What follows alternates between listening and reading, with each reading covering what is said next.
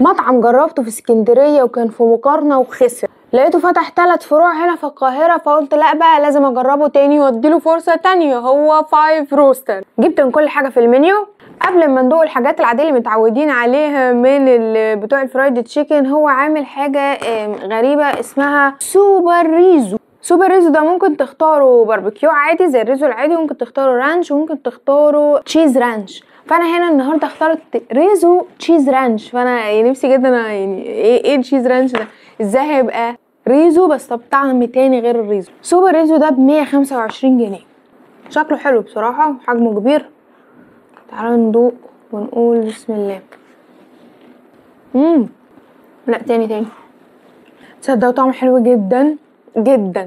تعرفوا بقى الاحلى من كده ايه؟ ان يكون في تشيزي رانش دي وكمان الباربيكيو، بقى ميكس جامد. بس هو بصراحه طعمه حلو. الرز بتاعه طعمه رز ريزو طعمه جميل جدا. الفراخ متقطعه طبعا قطع ومقرمشه، التتبيله بتاعتها حلوه، وبتدوق طعم صوص الجبنه وطعم صوص الرانش. طعمهم الاتنين ميكس مع بعض جميل قوي. في حاجه حادقه اعتقد ان صوص الجبنه محدقه الحوار شويه، لكنه بصراحه تجربه جديده لذيذه. تعالوا نخش على اللي بعد كده، وهي اهم حاجه طبعا، وهي الفراخ. ده سوبر دينر بوكس 4 قطع ب190 جنيه. بيكون معاها البطاطس بتاعتها، ومعاها كمان كول سلو، عيش، وصوص باربيكيو. اولها كده حاطط لي جناحين في الوجبه. جناحين في الوجبه؟ طب جناح واحد بنعترض عليه، 2 في الوجبه؟ كتير بصراحه، كتير قوي يعني. طيب هو جناحين وصدرين تقريبا. فقالك ما احطش صدر وحيد، احط له الجناح بتاعه عشان ما يزعلش. بسم الله. بصراحه الفراخ طريه، التتبيله بتاعتها كويسه، لكن هي مش مقرمشه قوي. يعني ايه الطبقه بتاعتها مش كبيره، مش اكتر حاجه يعني، يا دوبك طبقه رقيقه. و القرمشه بتاعتها مش مقرمشه. بطاطس شكلها حلو وابيض دهبي يعني. ندوقها كده مع صوص الباربيكيو. صوص الباربيكيو طعمه حلو. ده اتحط بقى على الريزو بالتشيز رانش. وعلبه الكول سلو شكلها كبير كده محترم. ندوقها برضو. بسم الله. حلوه بس الدنيا حر فتلاقيها شويه. العيش بتاعهم صابح جدا يعني، فريش كده. الوجبه اللي بعد كده سناك ستريبس 3 قطع ب100 جنيه.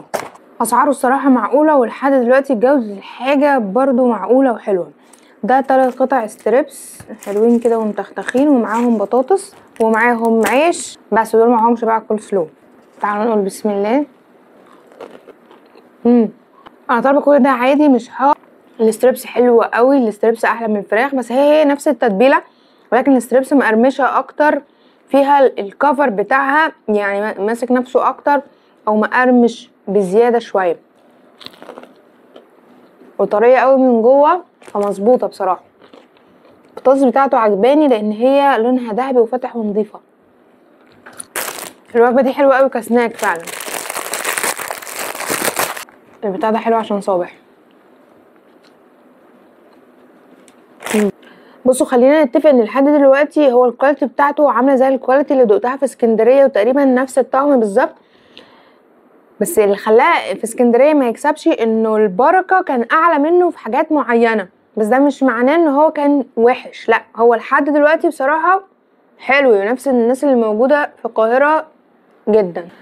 اللي بعد اخر حاجتين بقى هما ساندوتش روستر مشروم ب125. ده ساندوتش دبل.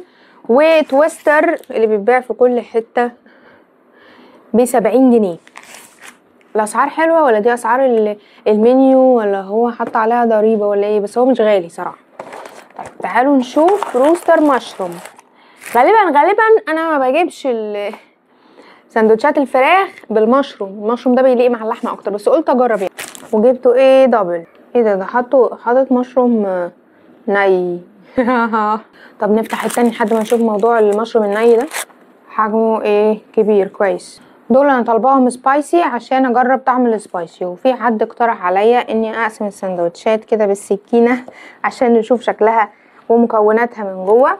انا طبعا محدش من متابعين الحلوين يقترح عليا اي حاجه الا ولازم اسمع كلامه. نقسم ده كده، وادي كمان التويستر. طب والله شكله لذيذ. كفايه بقى حسوكه وندوق. بسم الله. هاخد مشرومايه بس. حرق قوي قوي قوي. قطعه الفراخ نفسها معموله بالصوص السبايسي، الساندوتش نفسه فيه هالبينو. اما المشروم ده فهو المشروم المعلب، فهو مش ني ولكن هو ايه معلب، فمش معمول يعني متشوح او معمول على النار او كده، لا محطوط زي ما هو. الساندوتش ده يعني مش عارفه، حسب يعني ما عجبنيش قوي، مش احسن حاجه اللي بالمشروم ده. طب نشوف الروسترز. شوف التويستر. الاسكندرانيه الحراق بتاعهم بزياده، ده اللي مخليه اكسترا حراق برضو، ان هو الفراخ نفسها بالصوص الحراق الاحمر، وحاطين برضو فيه هالبينو، وطبعا مع الخس وصوص المايونيز برضو السبايسي، فمخليه اكسترا حراق. فانت لو مش بتحب السبايسي قوي ما تجيبش السبايسي، جيب العادي. بس التويستر ده حلو عجبني. وفي النهايه 5 روسترز مطعم احقاقا من الحق يدخل المنافسه، مش احسن واحد في السوق ولكن ينافس، فده معناه ان هو كويس، الكواليتي بتاعته نظيفه، الحاجه بتاعته تدفع فيها سعر تاخد مقابل، مش ما تاخدش مقابل. في احسن منه، في احسن منه خصوصا في اسكندريه، ولكن هو نفسه حلو بصراحه. بس كده. لو عجبتكم انتوا كمان بقى الحلقه زي ما عجبني هو النهارده واديته فرصه تانية، قولولي في التعليقات. اشوفكم حاجه، باي باي.